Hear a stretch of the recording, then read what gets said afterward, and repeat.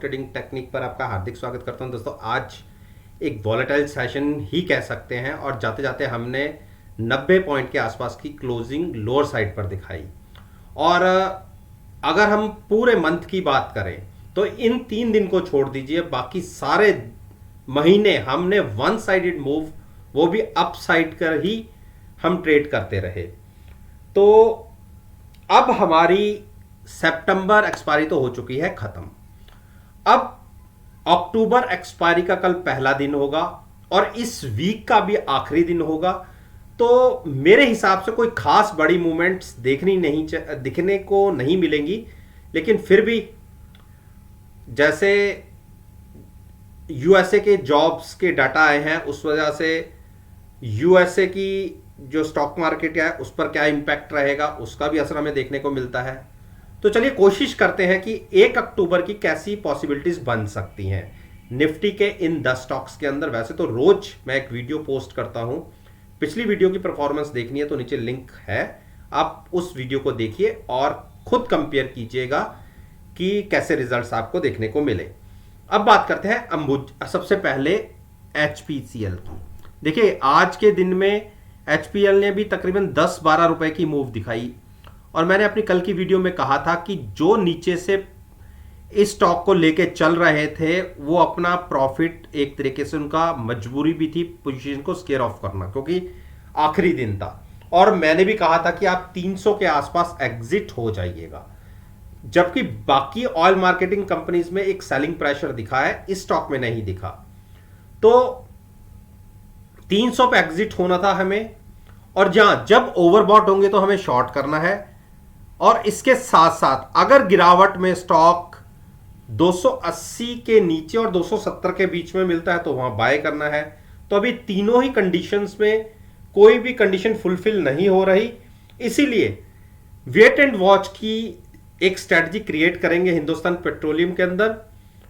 गिरावट पर बाय करेंगे, वो भी गिरावट कम से कम 280 तक की हो तो लॉन्ग करेंगे, या ओवरबॉट होंगे तो ऊपर जाके हम शॉर्ट बनाएंगे, क्योंकि नीचे से 245 से वन साइडेड मूव ही कह सकते हैं तकरीबन 300 तक की। तो ये क्राइटेरिया रहेगा हिंदुस्तान पेट्रोलियम को ट्रेड करने का। इसके साथ साथ अगर मैं अपनी व्हाट्सएप ग्रुप की परफॉर्मेंस की बात करूं आज की, तो आज जो हमने ट्रेड क्लोज की है उसमें बीपीसीएल के अंदर हमें तकरीबन 14,000 से ज्यादा का प्रॉफिट रहा। मैकडोवल के अंदर हमें तकरीबन 30,000 का प्रॉफिट रहा, और इन्फोसिस 4 से 5 रुपए हमारे फेवर में था। अभी हमने पोजीशन ओपन रखी है। सेल के अंदर ये कह सकते हैं कि क्योंकि हमने हेजिंग के साथ ट्रेड रखा है, और अगर हमें 1.5 रुपए का नुकसान हो रहा है तो तकरीबन 75 पैसे का फायदा भी हो रहा है। तो 70-75 पैसे हमारे अगेंस्ट है ये भी ट्रेड, और एचडीएफसी 3 से 4 रुपए हमारे अगेंस्ट है। तो ये पोजीशन हमारी कंटिन्यू है। जो पोजीशन में हमें लॉस रहा, देखिए डीवीएस लैब का मैंने कल के ट्रेडिंग सेशन में एक ट्रेड लिया था बुल स्प्रेड में। पहली पुट खरीद के अगली पुट सेल की हुई, कॉल खरीद के अगली पुट सेल की हुई थी। तो उसमें 31 रुपए का लॉस रहा, तकरीबन 200 रुपए के हिसाब से 6200 रुपए का। और बैंक निफ्टी का एक बुल स्प्रेड बनाया था, वो इन द मनी नहीं हुआ, तो उसमें तकरीबन 2875 का लॉस रहा। ओवरऑल अगर मैं आज की शीट की बात करूं, अपनी सारे ट्रेड्स की शीट रही जो मेरी, तकरीबन जो हमें प्रॉफिट रहा वो 43,000 और जो लॉस रहा तकरीबन 9,000 का। तो अल्टीमेटली हमें 32 से 34,000 रुपए का प्रॉफिट रहा एक एक लॉट के अंदर। तो किसी ने अगर मेरी ग्रुप को ज्वाइन करना है, मुझे एनालाइज करना है, एक हफ्ते में फ्री ऑफ कॉस्ट आपको अपने को एनालाइज करने के लिए मौका दूंगा। अगर आप सेटिस्फाइड हुए और आपकी चॉइस है कि मेरे साथ कंटिन्यू करने की, अगर इच्छा हुई तो उसके बाद की बातें आपके साथ मैं बाद में करूंगा। मेरे साथ जुड़ने का तरीका है, आप मेरे को ईमेल पर अपना कॉन्टैक्ट नंबर फॉरवर्ड कीजिए, मैं खुद आपको अपने ग्रुप के अंदर ऐड करूंगा, केवल एक हफ्ते के लिए। तो अब बात करते हैं बाकी शेयर्स के ऊपर। आईटीसी में देखिए आज फिर से गिरावट, और हम केवल मुहाने पे आ गए हैं। और ये एक बड़ी सपोर्ट अगर ब्रेक होती है तो 230 भी दिख सकता है, 220 भी दिख सकता है।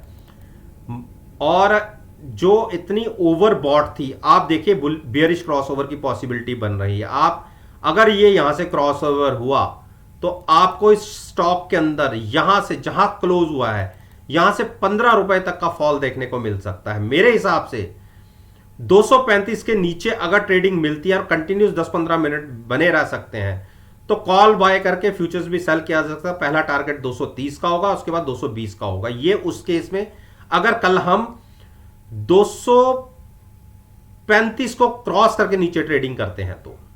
बाकी बाइंग प्राइस बहुत नीचे के हैं, जिसने लॉन्ग साइड पर ट्रेड लेना है उनके लिए प्राइस रहेगा 220 के नीचे बाय करने का। हिंडाल्को ने आज एक बड़ी गिरावट दिखाई, क्लोजिंग 487-88 के आसपास है। कल के सेशन में एक बड़ी बढ़त भी दिखाई थी। तो आपको पता होगा जो मेरे व्हाट्सएप ग्रुप को मुझे फॉलो करते हैं, तो इसके अंदर मेरी शॉर्ट पोजीशन है और टाटा स्टील के अंदर लॉन्ग पोजीशन है। तो दोनों को एक तरीके से पेयर ट्रेड किया था, क्योंकि हिंडाल्को ऑल टाइम हाई पे ट्रेड कर रहा था और टाटा स्टील अपने हाई से तकरीबन 10-12% की एक गिरावट दिखा चुका था। तो ये पर्पस था मेरा ट्रेड लेने का, लेकिन अभी मैं इसमें प्रॉफिट में नहीं हूं।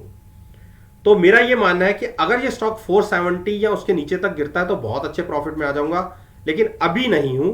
और किसी ने अगर इसको लॉन्ग साइड पर ट्रेड करना है 470 या 450 के बीच में मिले तो आप लॉन्ग कीजिएगा, यहां पर नहीं। डॉक्टर रेड्डी ने इंट्राडे में देखिए क्या बड़ी मूव दिखाई, और मैंने आपको कहा था कि अगर स्टॉक 4900 के ऊपर क्लोजिंग दे देता है तो आप इसको कैरी कर सकते हैं। देखिए इंट्राडे में जरूर आपको एक मौका मिला ऊपर तक जाने का और अच्छा ट्रेड भी देखने को मिला, और मेरा टारगेट था 5030 का। और जो रिसेंटली हाई थे, जहां तक स्टॉक ने रिसेंटली हाई लगाए थे, वहीं पे थका और वहीं से गिरावट दिखाई। तो आप मान के चलिए 4990 एक स्ट्रॉन्ग रेजिस्टेंस फेस हो रही है और बेयरिश डोजी बना है, बिल्कुल जहां खुले वहीं पर क्लोज हुए। तो ना बाय करना है ना सेल करना है जिसने नया ट्रेड लेना है। एक बार स्टॉक 4900 के ऊपर ट्रेडिंग शुरू करेगा तो 4900 की पुट बाय करके आप फ्यूचर्स को लॉन्ग करिए, टारगेट 5030 के लिए। सिप्ला ने देखिए ऊपर से फिर से एक बड़ी गिरावट दिखाई, 1000 भी दिखा और इंट्राडे में 975 भी दिखा। और एक तरीके से मैं ये मान के चल रहा हूं कि हो सकता है कि ये आपको 970 ब्रेक करता हुआ दिखे और 960 के आसपास ये स्टॉक फिर से आ जाए, क्योंकि अब मूविंग एवरेज धीरे धीरे साथ साथ आगे आगे बढ़ रही है। अगर 960 और 945 के बीच में मिलेगा तो लॉन्ग कीजिएगा, यहां पर थोड़ा सा वेट कीजिए, क्योंकि 1000 नहीं क्रॉस हो रहा और वहां से बार बार गिरावट आती है। 945 के आसपास या 960 के बीच में, 960 और 945 के बीच में मिलता है तो अच्छा प्राइस रहेगा लॉन्ग साइड पर जाने के लिए। भारती ने नीचे से एक मूव दिखाई ऊपर की तरफ, लेकिन फिर से थकावट देखने को मिली। मुझे अभी भारती में कोई दम प्राण लग नहीं रहे, तो मेरे को यह लगता है कि एक बार 665 दिखेगा, आप वहां पर बाय कर सकते हैं। वेट एंड वॉच की स्ट्रेटजी रखिए। बजाज फाइनेंस ने अपनी सपोर्ट को आज के दिन में होल्ड किया। पिछले 2 दिन ये होल्ड कर रहा था और मैंने ये कहा था कि अगर कल हम गैप डाउन खुलते हैं और कंटिन्यू नीचे बने रहते हैं तो एक बड़ा फॉल भी देखने को मिल सकता है, जो 7200 तक कंटिन्यू हो सकता है। नहीं देखने को मिला, क्लोजिंग हायर साइड की आई। तो एक कैंडल के ऊपर अभी ट्रस्ट मत कीजिएगा, एक कैंडल ट्रैप करने के लिए भी होती है। तो अगर फिर से गिरावट आपको 7500 के नीचे, 7475 के नीचे ट्रेडिंग मिलती है तो मेरा यह मानना है कि 7200 का प्राइस आपको देखने को मिलेगा। तो अभी वेट एंड वॉच की कैटेगरी में रखिए, कोई ट्रेड इसके अंदर मत लीजिए। अरविंदो फार्मा ने एक छोटे से दायरे में ट्रेड किया, 740 के ऊपर क्लोजिंग मिलती है तो बाय करके चलिएगा 785 के टारगेट के लिए।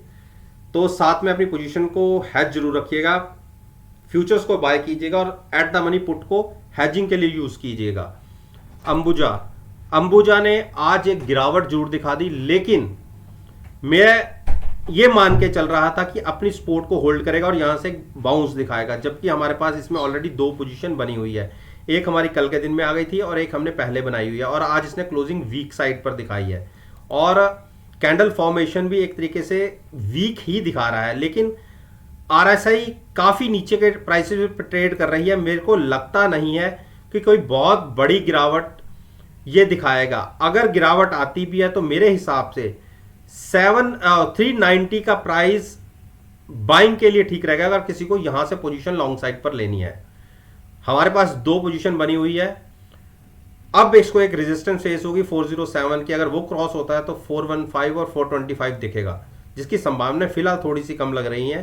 तो आपको हो सकता है पहले 390 का प्राइस दिख जाए और वहां से बाउंस दिखे, क्योंकि सारे सीमेंट सेक्टर स्टॉक्स में एक बड़ी सेलिंग देखी जा रही है। अल्ट्राटेक सीमेंट रिसेंटली 7800 से तकरीबन 7300 तक के लो लगा दिए, 500 पॉइंट की गिरावट रही है, तो उसका इंपैक्ट इस पे भी देखने को मिला है।